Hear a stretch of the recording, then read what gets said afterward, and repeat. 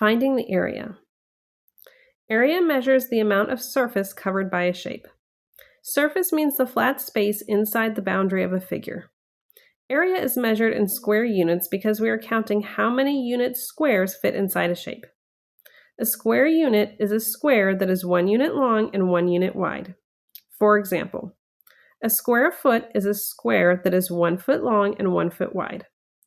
A square inch is a square that is 1 inch long and 1 inch wide. For a rectangle, the area is found by multiplying the length by the width.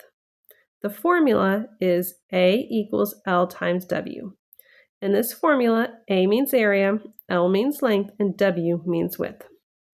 Suppose a rectangular bulletin board is 8 feet long and 6 feet wide. The area is A equals L times W, so A equals 8 times 6. Since 8 times 6 equals 48, the area is 48 square feet.